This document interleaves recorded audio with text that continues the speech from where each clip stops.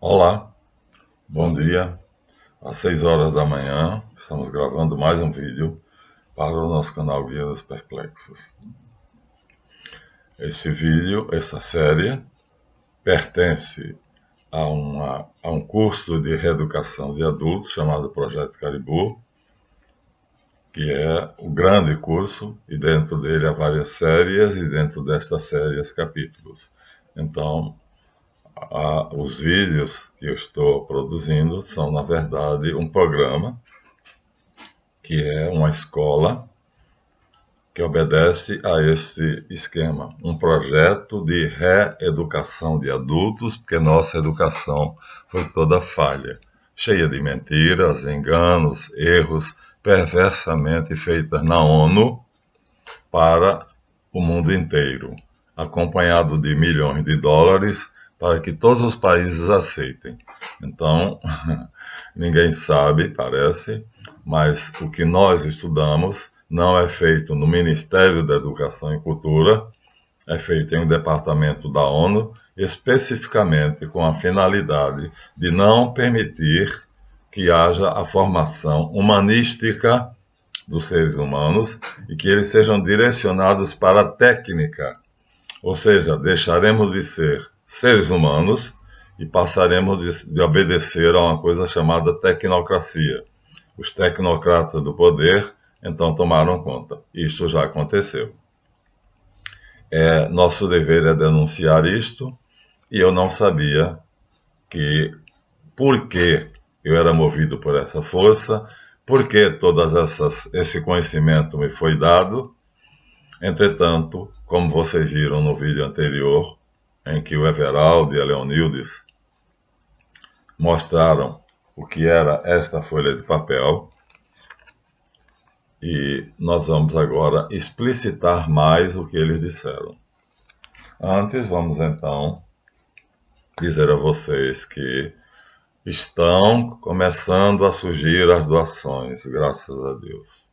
Então, eu não posso ter como meta o programa de monetização do YouTube, porque pode ser que eles me tirem do ar a qualquer momento. Mas tenho que tentar dizer o que eu tenho que dizer. Eu já sabia disso, que eu tenho algo a dizer. Eu sou uma voz, a voz que clama no deserto, preparai os caminhos do Senhor. Mas quem me mandou dizer não me mandou convencer, mandou apenas dizer. E eu, como disse, não sabia exatamente porque eu era compelido por uma força imensa a dizer, a dizer, a dizer.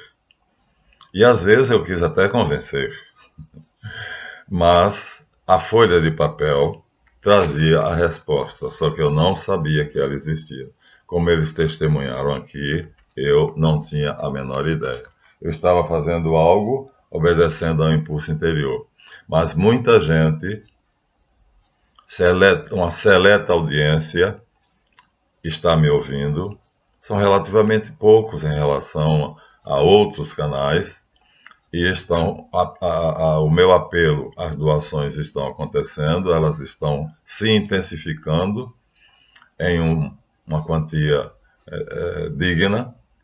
Agradeço também àqueles que, querendo esclarecer melhor cada vídeo, entraram no segundo curso, que se chama Colégio dos Magos Caldeus, e assim terão 4 aulas para explicar cada vídeo. Ou seja, cada vídeo que não for bem entendido, se você quiser saber, você terá direito a 4 aulas de 1h30 para explicá-lo, ao preço de R$ 100 mensais. Você poderá dar mais ou menos segundo o teu desejo. Isto está acontecendo. Muitos se inscreveram, mas eu já disse, poderemos chegar a 1.000, poderemos jamais chegar. Mas nós temos 8.000 visualizadores, o que quer dizer que a nossa voz está atingindo 8.000 pessoas. Queiramos ou não queiramos, saibamos ou não saibamos, mas eu tenho um relatório do canal, da plataforma YouTube. Bem, fica aqui minha gratidão então a todos estes que de alguma forma estão colaborando para a divulgação do canal e se inscrevendo. Então vamos voltar à folha de papel. Então tudo começou Eu não sabia precisar, não tinha essas lembranças, mas tudo começou no dia 16 de março de 1985. Está a data, 8 de março de 1985, com um grupo que se diziam profetas. E esse grupo estava desorientado. A ele pertenciam o meu irmão Everaldo e minha irmã Helenildes, e exatamente eles perceberam que havia uma ciência chamada parapsicologia. E as pessoas, segundo essa ciência, tinham as mesmas capacidades que eles tinham, só que com nome diferente. Ou seja, se você está numa igreja, então você tem as mesmas capacidades de um paranormal. Só que um paranormal a ciência estuda e explica. E a igreja não explica, diz apenas que são dons de Deus que você recebeu. Qual das duas coisas é verdadeira? Eles não sabiam. Mas 3 líderes deles, sendo o principal o Everaldo, que esteve aqui, está no vídeo, eles tentaram perguntar ao pastor, a igreja era adventista do sétimo dia, se, na verdade, aqueles dons que eles chamavam de profecia, e que a ciência chamava de premonição ou clarividência, o que se era realmente uma coisa vinda de Deus e, portanto, religiosa, ou se eram capacidades naturais do ser humano que todo mundo tem e que podem ser estudadas cientificamente. Esta foi a pergunta que fez com que o pastor dissesse que iria explicar, mas depois de 25 dias os expulsou da igreja. Então, aí você já vê o que é uma igreja. É um excelente exemplo, né? Não sei se por ignorância, não sei se porque há um plano por trás disso tudo. Aqueles que querem saber são marginalizados e odiados, como eu. Então, o que é que aconteceu? Eu já tinha recebido de um rapaz chamado Adelson Rosacruciano o convite de usar uma sala que ele tinha perto da Igreja do Bom Jesus, ali na Penha, e que foi ocupada pelas Casas Sendas. Tinha recebido o convite de a gente fazer uma igreja ali. Segundo ele, colocaríamos cadeiras, ele teria essa despesa porque ele tinha dinheiro e eu não. O salão era dele, era um salão enorme, cadeiras e uma plataforma alta, um palco. E eu, sobre aquele palco, com o nome de Bispo Marlanfe, daria um espetáculo, porque eu já tinha todo o conhecimento suficiente para isto, não o que eu tenho hoje. E eu disse a ele simplesmente que não é de religião que o povo precisa. O povo precisa de espiritualidade. Religiões já há muitas. Então, o que nós precisamos é de espiritualidade. E aí, ele ficou meio decepcionado. Meu filho, de brincadeira, chegou a dizer que sabia o nome dessa igreja, que era fácil ter uma noção do que era essa igreja. Igreja Universal do sétimo dígito. Sétimo dígito é 1, 10, 100, 1000, milhão, 100 milhões. Então, era uma brincadeira dele, mas na verdade era a intenção do Adelson, como o Bispo Macedo, como Malafaia, como o pastor Valdomiro o Apóstata. E eu disse a ele simplesmente, não, a minha vida, o meu coração, não pede para aderir a esse projeto. E então, ficou por nada. Bem, esse grupo não tinha o poder aquisitivo do Adelson, mas tinha a mesma mentalidade. Então, eles chegaram a um ponto em que eles queriam saber a diferença entre ciência e fé, se as duas eram a mesma coisa, e apenas a mente humana dividia em duas, ou se não eram. E esse desejo de verdade os tornou odiados dentro da igreja adventista. E eles foram convidados a se retirar da igreja, eram 25 pessoas. Souberam, através de uma maestrina, que eu tinha as capacidades paranormais já bem desenvolvidas, e então me chamaram, me convidaram para explicar para eles. Eles sabiam também que eu tinha saído do Mosteiro São Bento como diácono beneditino, porque eu tinha encontrado lá não o que eu esperava, encontrei lá politicagem, encontrei lá vícios, encontrei lá a deterioração do ser humano, né? E então me decepcionei e saí.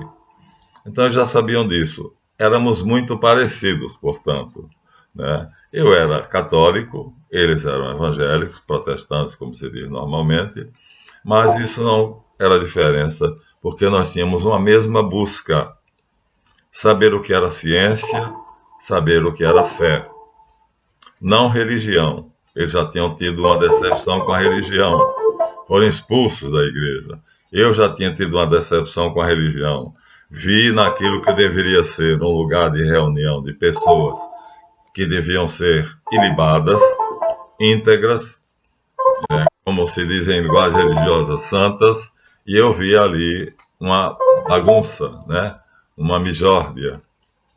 E então foi quando eles me convidaram e eu fui cerca de 8 vezes assistir à reunião deles, e depois, durante a reunião, aconteciam fenômenos que eu presenciei, analisei e expliquei depois de cada reunião. Então eu satisfazia o que eles queriam. Ou seja, eu era a resposta. Realmente eles tinham me procurado e eu substituiria o pastor. Só que na minha cabeça eu já tinha rejeitado essa ideia do Adelson, já tinha sido oferecido, eu já tinha negado. Eu não tenho a menor vocação para pastor. Tinha talvez para sacerdote católico, mas fiquei decepcionado com a Igreja Católica. Então eu estava buscando, completamente desorientado, mas foram 8 anos de pesquisas, onde eu me especializei em história das religiões e história das mitologias comparadas. Isto era o que eu tinha e eles não tinham. E eles queriam isto. Então, um dia, numa reunião, uma noite, para ser preciso, eles me disseram que naquela noite aconteceria alguma coisa incomum, extraordinária. Bem, extraordinário eu já estava habituado, porque eles tinham glossolalia, ou seja, eles falavam em línguas estranhas, o acádico antigo. Eu sei porque eu estudo grego, hebraico e latim, e as raízes das palavras eu reconhecia. Eram palavras cujas raízes eram hebraicas, ou caldaicas, acádicas, ou latinas, ou gregas. Então, um dia, para uma grande surpresa minha, uma pessoa do meio, uma mulher, começou a falar em línguas, ou seja, manifestou-se o fenômeno da glossolalia. Não é aquela estupidez, aquela besteira que tem lá no padre Marcelo Rossi, não era aquilo, não. Era uma língua como eu estou falando aqui para vocês, uma língua orgânica, com todas as sintaxe, gramática e tudo. E eu entendi e traduzi. Eu mesmo fiquei perplexo, porque o que ela estava dizendo era numa língua morta, existente há mais de 3 mil anos atrás. E eu sabia traduzir. Ela estava dizendo uma palavra, uma frase, e eu traduzia. Eles então ficaram convencidos de que o que eles chamavam de profecia tinha se realizado. E o que era isso, eu vou ler agora para vocês. São 2 passagens de uma página, e essas 2 passagens dizem assim: que o grupo terá uma oportunidade em cada lugar que for trabalhar, e que trabalhará em alguns lugares, e lá fará a obra. Olha, a obra é o que Hermes Trismegisto chama opus magna. Depois nós explicaremos em outros capítulos. Então, curiosamente, a palavra aparecia aqui. Eu já estava estudando isso, já tinha certa perícia no que é a opus magna de Hermes Trismegisto, que seria por um tempo e apareceria um homem que traria solução, mas que todos deviam buscar a força espiritual, pois ainda não era o tempo. Então seria um tempo de busca ainda, mas essa busca já nos levaria a nos expandirmos. Para levantar o rosto de Deus, mostrar a cada um que a minha palavra se cumpre, e serão ainda odiados. Busca-me, mas não tens feito isto. Busquem-me naquele lugar. Não dizia em que lugar. Naquele lugar não podia ser onde eu estava, porque senão eles diriam neste lugar. Aí eu, racionalmente, eles eram muito emotivos, percebi que aqui eles estavam errados, supondo que aconteceria ali naquele grupo. Mas naquele lugar, em bom português e em bom claro latim, né, se é naquele lugar, não é neste. Então eles estavam errados. E encontrarão a solução. Então prometi a eles que a busca deles teria um fim. Pois somos covardes. Mas, apesar disso, ainda mais uma vez, eu levantarei a minha obra, a Opus Magna. Pronto, isso foi uma vez.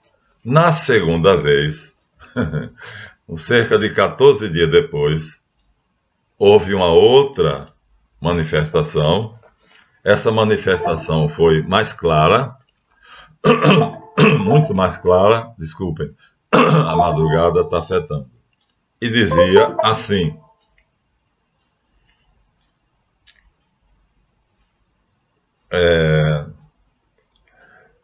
entre vós receberão tudo. Tá cortado aqui. Esse pedacinho tinha um dentre vós receberá tudo. O grupo recebeu tudo, mas não sabia distinguir. Que será dado de forma pormenorizada aqui. Porém, todos nós que pertencermos a este grupo, eles pensavam que eram eles, não era, receberá a força que eu prometi, que foi prometida. Portanto, todos teremos oportunidades de estar juntos. Há um homem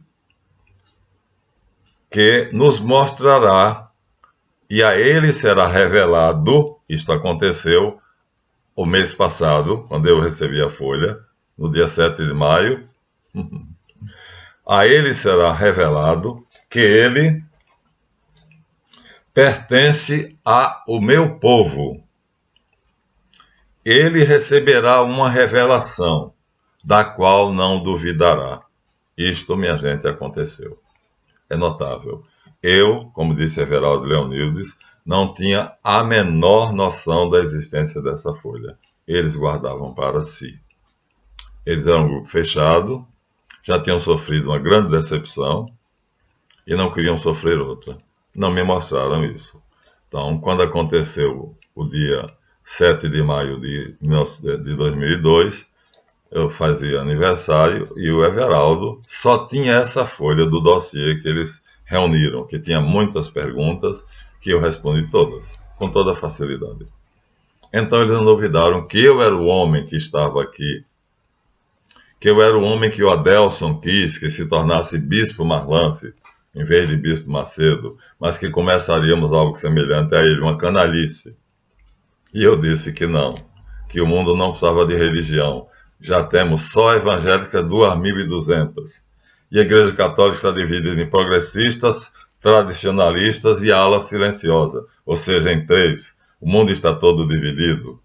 Né? Então, este homem teria a solução para esse caos. E aconteceu que ele me deu a folha, né? Ele só encontrou esta. Era um dossiê de 200 páginas. Perdeu-se, olha que coisa curiosa. E só ficou esta. E ele disse no vídeo como foi que ele encontrou. Molhada no chão, um sobrinho dele disse: ó tio, ficou, essa página apareceu aí, e ele então pegou, colocou em cima do papel toalha, ela enxugou, e então ele enxugou e ficou mais perfeita do que era sem ser molhada. Geralmente um papel molhado rasga depois, se desfaz, se despedaça. Este não, permaneceu. Seca-se a erva e murcha a flor, diz o apóstolo Pedro. Tua palavra, porém, Senhor, permanecerá. Então, secou-se todas as outras folhas de um dossiê de 200 páginas, mas esta permaneceu. Por quê? Porque era a palavra de Deus. Mas eu não sabia, confesso novamente e reitero, eu não sabia que esta folha existia.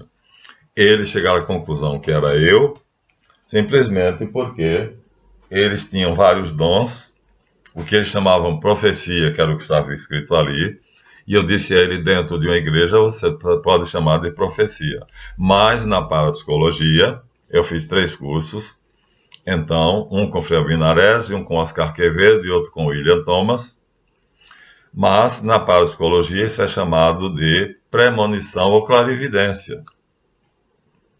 Então, vocês podem chamar do que quiserem. Agora, profecia, segundo a parapsicologia, tem que exceder 200 anos. Se um fato que é previsto, ele está 200 anos além no futuro, é profecia. Se ele não está, é apenas uma premonição, uma clarividência, por mais incrível, exato que possa parecer. Já disse que o último grande profeta foi Michel de Notre Dame, um judeu que era ocultista, né, e que foi perseguido pela Inquisição na Idade Média, que profetizou 600 anos à frente. E isso é profecia. E que disse que um homem destruiria o mundo parcialmente e que o nome dele seria Hitler. Olha, Hitler. Só errou em uma letra.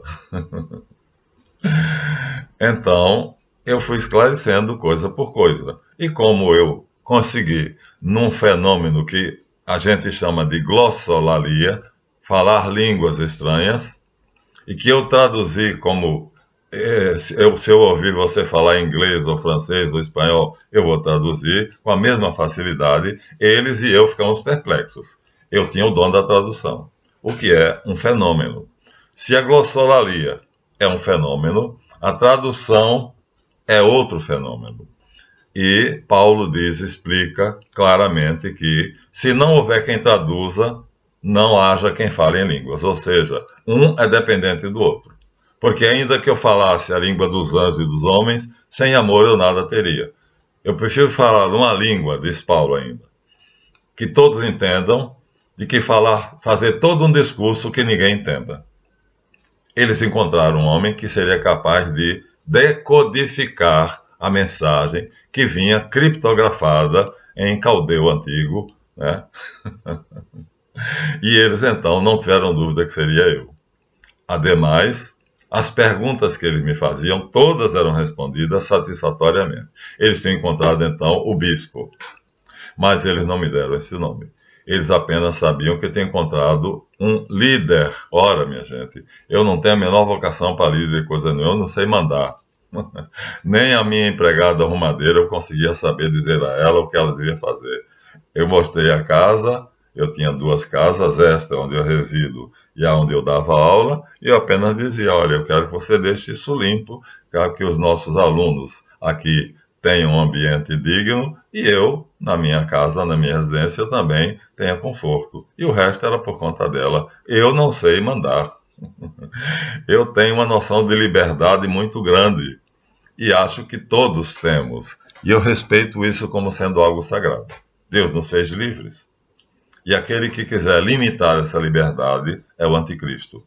Ou seja, está contra a obra de Deus. Aqui está a face dele, hoje. Este é o anticristo. Lord Nathaniel, barão de Rothschild.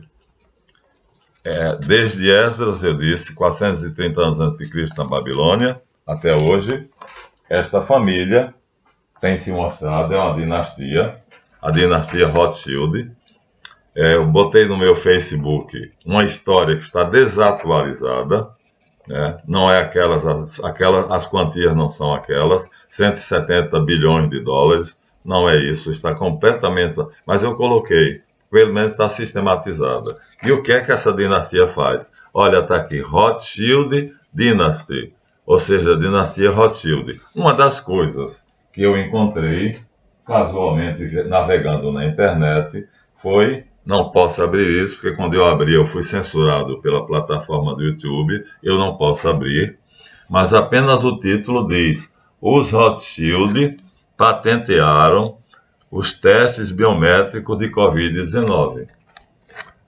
Quando? Em 2015. Então, eu tinha encontrado o filho do diabo. Por quê? Porque não é uma coisa que a humanidade queria, não é uma coisa que construiria, que daria à humanidade saúde e paz. Está aqui, isso é um documento. Esse documento estava no escritório da Holanda. Então não vou adiante, porque posso ser derrubado na plataforma. Eu tenho um playlist com esse título, onde só me deixaram colocar 3, mas tinha o 4º capítulo, pelo qual, quando eu tentei colocar, fui suspenso 15 dias. Então, olha, ficava claríssimo, né? A dinastia Rothschild, então, era responsável por isto que está aqui. Patentearam em 2015 os testes de Covid-19 que só iriam aparecer oficialmente em 2019. Então, em 2015, eles já tinham. Eu não tive dúvida. Eu já estudava, então, quando, cumprindo-se ali a suposta profecia, eu tive sentado na minha cama, encostado na parede, minha cama é grudada na parede, eu lendo o papel da profecia, sabe o que é jogarem um balde na sua cara? Sabe o que é uma pessoa pegar um balde d'água e jogar em cima de você? Me veio assim um jorro de sabedoria, de conhecimento, de esclarecimento. Tudo veio e está aqui. Não há mais nenhuma dúvida. Como disse ali, ele receberá tudo para fazer a minha obra e não duvidará. Eu continuarei gravando meus vídeos, se o YouTube continuar deixando. Não sei se passará, porque eu apresentei aquele documento ali. E essa pequena mudança seria apenas dizer que agora eu tenho uma direção muito mais precisa. Eu queria reeducar adultos, apenas. Agora não. Agora, aquela dinastia está fazendo com que o mundo fique desorientado. Aqui nós temos o louco do tarô. Significa desorientação, desnorteamento. Então, o objetivo daquela dinastia é desnortear, desorientar as pessoas. De qualquer meio. Os fins justificam os meios. Então, através disto, eles criarão 3 castas. Então, o mundo será dividido em 3 classes: a nobreza real e sacerdotal, a nobreza militar, as altas-patentes, e os comerciantes e agricultores e pecuaristas, e pronto, o resto não existe. Depois eles foram obrigados a incluir nesse esquema uma outra classe, mas não colocaram na forma de triângulo. Está vendo? A nobreza sacerdotal e a realeza. Aqui tem algo que depois nós explicaremos o que é. Aqui seria a nobreza militar e aqui aqueles que são responsáveis pela produção, agroindústria e pecuária. E aqui, esta bola, entre essas duas bolas, vejam que elas não têm a mesma forma. Aqui está um círculo, enquanto que aqui está em triângulo. Mas esses triângulos são subdivididos em em círculos. Esta ideia já havia sido concebida no ano 430, na Babilônia, por um canalha chamado Esdras, que infelizmente está na nossa Bíblia, né? Católico evangélica. Não sei como é que um canalha, um patife refinado, está no cânon bíblico. Ele concebeu, tomou o templo, aqui estamos o templo de Jerusalém, e executou aquilo ali. Apossou-se do tesouro do templo, eu já disse isso. Essa área que está aqui seria a área dos párias, ou seja, dos gentios, daqueles que não têm sangue judeu, ou seja, essa bola aqui, e o resto seriam só de judeus. O átrio daqueles que são os comerciantes que Jesus expulsou do templo, depois o átrio dos homens e depois o átrio dos sacerdotes, ou seja, a planta do templo seria aqui o centro de tudo. Um templo. Aí surge a palavra templo, não igreja. Uma igreja somos nós, os homens. O templo é o lugar onde nós nos reunimos. Isto ficou claro para mim já antes de o Everaldo me dar aquilo ali. Aqui está a planta baixa. É a mesma planta que a Igreja Católica fazia. Agora mudou. E aí a mesma planta que uma loja maçônica faz. É o corpo de um homem, cabeça, peito e ventre. Cabeça, que seria o Sancta Sanctorum, o Santo dos Santos. Peito, que seria o átrio dos homens e das mulheres. E o ventre, que seria, portanto, nós que consumiríamos o que os fabricantes e os agroindustriais produziriam. Então, nós seríamos apenas de consumidores, ou seja, tudo seria produzido na cadeia, né, de produção e seriam dirigidos por aqueles que estavam dentro do templo, ou seja, deuses. E o Deus hoje chama-se Lord Nathaniel Barão de Rothschild, vindo diretamente de Esdras até o ano 2020. Foi quando o anterior, né, Davi René de Rothschild, passou o bastão para ele. Eles passam assim, é uma dinastia. A rainha da Inglaterra está fazendo uma palhaçada com essa festa, comemorando os 45 anos de reinado dela, mas ela não reina, nem presidente nenhum governa. Quem manda são eles. A Carral foi fundada por Esdras com esse nome. Posteriormente, ela veio a tomar outro nome. E esse outro nome é o sionismo internacional. Então, estamos neste mundo, portanto, que para eles deve ser entendido metaforicamente assim. Um templo. E o mundo deve ser, vamos dizer, decodificado, deve ser assim. Criar uma distância entre a nobreza sacerdotal e real dos militares. Os militares eram servos já. Então, essa distância seria idealizada pelos sacerdotes para dizer que os reis reinam por origem divina. Portanto, são filhos de Deus, enquanto que os outros são apenas criaturas de Deus. A mesma coisa se aplicaria aqui aos comerciantes agroindustriários, e aqui tem o lixo, a lata de lixo que somos nós, que receberíamos tudo isso para pagar pelo que recebemos. O profeta Ezequiel nega isso aqui, dizendo que aquele tipo de sociedade geraria uma elite, aqui em forma de pirâmide, assentada num cubo. O cubo é quem é a sustentação, mas a elite é quem pensa.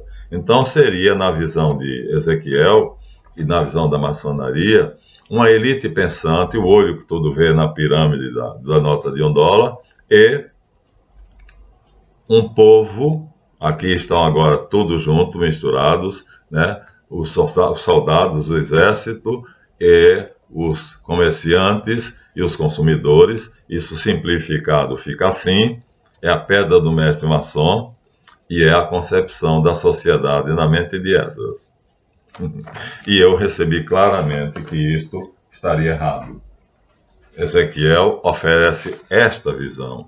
Olha, não tem muros, não tem divisões, existe o Sancta Sanctorum, o Santo dos Santos, ou seja, Deus deve ser cultuado, mas existem aqui, ó, as 3 classes estão aqui, ó, 1, 2, 3, a porta está aqui, e o átrio, não existe, portanto, limitação, não existe castas. Todos somos filhos de Deus. E é este o planejamento que eu recebi para dizer a vocês, não é uma religião, não tem líderes, não tem templos, não tem hierarquia, então não é uma religião, mas vamos dizer assim, metaforicamente, Ezequiel viu desta maneira. E um pastor evangélico reconstruindo assim a planta baixa. Então, os judeus fazem aqui nos livros deles os dois modelos. Aqui Ariel Kaplan, famosíssimo.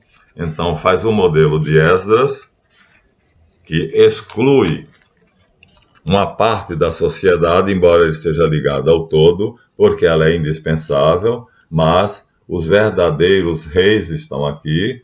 Aí nessas ligações são as ligações sociais, e tudo depende do consumidor, porque quem sustenta toda a pirâmide, todas as três pirâmides, é o consumidor aqui.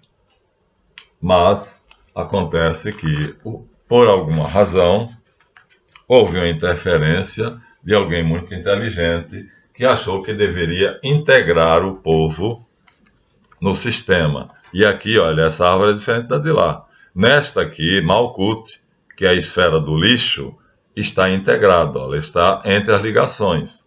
Então, passou a haver dois partidos diferentes. O judeu Ashkenaz, que quer esta estrutura para o mundo, é a nova ordem mundial.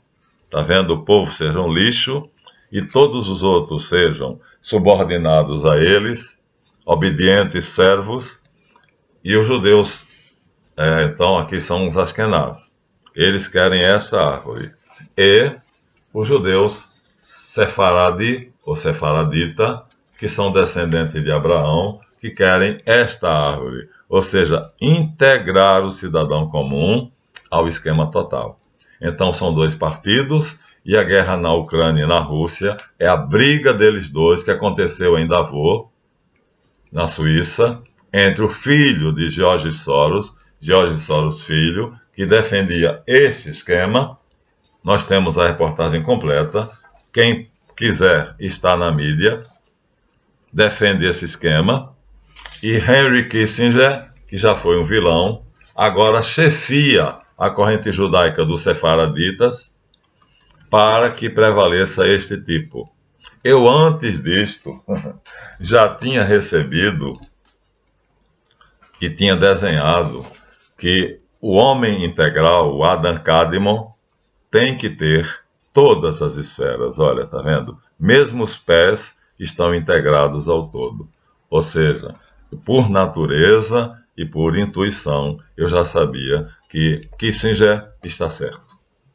Se seguirmos as diretrizes dele, que foram expostas claramente no Fórum de Davos recentemente, né, então nós teremos uma sociedade orgânica, onde todos terão um papel e uma participação. E se seguirmos as diretrizes de George Soros filho, que na verdade não é Soros, é Schwartz, então é uma briga entre judeus. Pronto. O que nós achamos que é Putin e a Ucrânia, na verdade é uma briga entre judeus.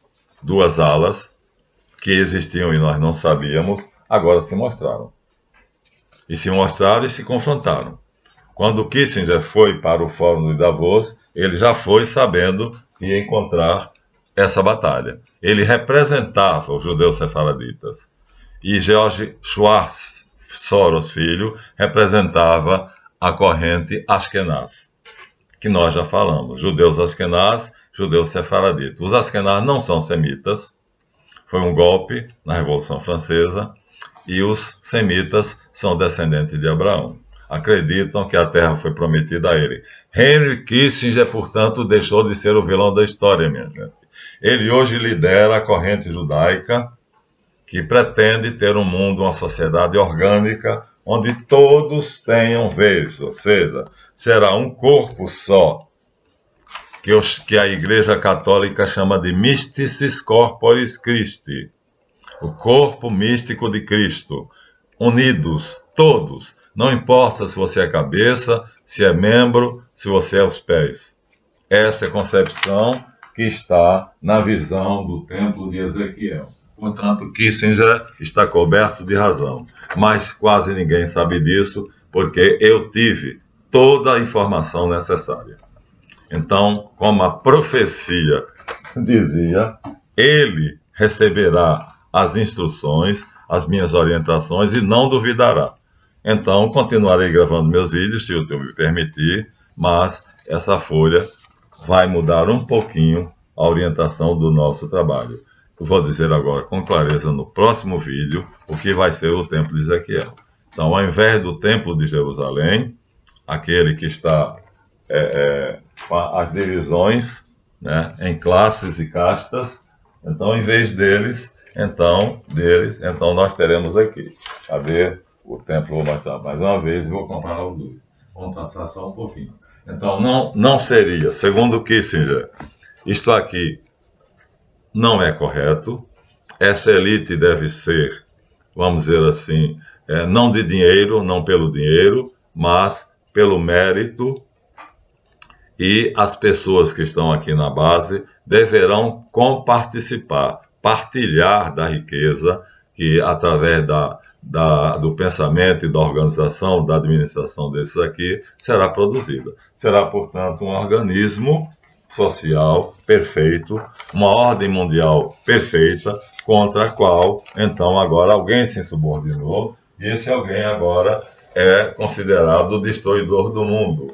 Então, para todo mundo errado.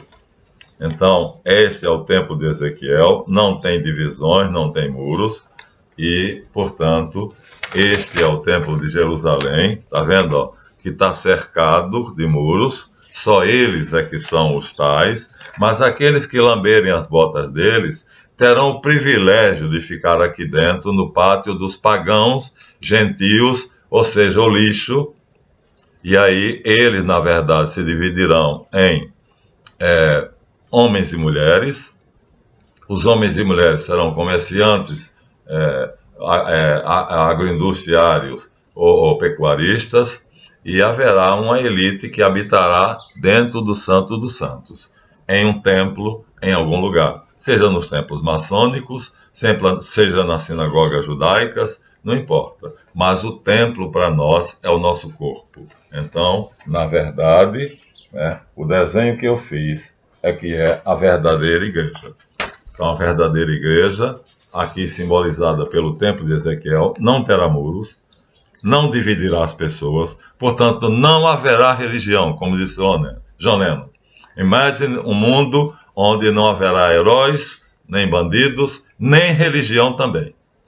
Imagine all the people living life in peace. You may say, I'm a dreamer. Imagina um povo que possa viver em paz. Você dirá que eu sou um sonhador, mas I'm not the only one. Mas eu não sou apenas o único. Agora não lembro o resto. Um dia você perceberá isso e se juntará ao nós, e o mundo será um só. I hope someday you'll join us. Eu espero que um dia você se junte a nós. And the world will be as one. E o mundo será um só. O templo de Ezequiel e o homem integral, como chama Frei Albino Arese. Esta foi a revelação que eu tive. Não duvido que destrói completamente o plano de Esdras, que a maçonaria cultiva, e ela não explica claramente o que é como eu estou explicando. Portanto, é uma sociedade de engano, de engodo, e que os judeus cabalistas mentem, né? Então, fazendo de conta que estão fazendo isso aqui, na verdade eles não estão, eles estão construindo uma sociedade onde nós sejamos apenas, não sabemos o que acontece, o que é decidido aqui, e essa separação faz com que haja leis que dividem o judiciário, o legislativo e o executivo, para que, no final das contas, tudo que está abaixo deles sejam servos, empregados. Então, são poucas famílias que estão aqui no topo. Vamos definir melhor. Aos 45 minutos terminaremos esse vídeo. Está claro, eu recebi como a profecia dizia, mas eu não considero uma profecia. Eu acho que foi uma premonição, porque não tem 200 anos, 1985 até hoje são 37 anos, então não é uma profecia, é apenas uma premonição. Mas eles tiveram o mérito de dizer algo muito importante, que eu vou convidar vocês, detalhadamente, a compartilhar comigo desta ideia, que é uma ideia muito linda, né? E que as pessoas não estão sabendo. A luta entre judeus sefaraditas e judeus Ashkenaz, judeus semitas e judeus cázaros, caucasianos. Esta é a verdadeira luta por trás dos bastidores. George Soros Filho, em Davos, e Henry Kissinger, os dois se digladiaram. Essa é a verdadeira face da guerra. Pronto. Até o próximo vídeo. Obrigado. Deem seu arravite, como diz Renato Santos, meu amigo e inimigo, porque ele defende o templo de Salomão, portanto, aquela construção em que o mundo que não for semita será lixo, e eu defendo o contrário. Mas ele diz a verdade. E eu ouço o canal dele e sei o que está acontecendo, né? Então, até o próximo. Inscrevam-se no canal e tomara que eu esteja sendo claro o suficiente para vocês compreenderem que não é uma religião. É uma união mística. Portanto, não terá templos, não terá hierarquia, não terá chefes, não terá cargos, serão apenas normas que cada um de nós aceitará seguir ou não. Apenas isto. Isto será a nova sociedade, a nova ordem mundial, caso Kissinger vença. Se George Soros Filho vencer, continuaremos na mesma merda onde nós estamos. Essa é a verdade. Até o próximo.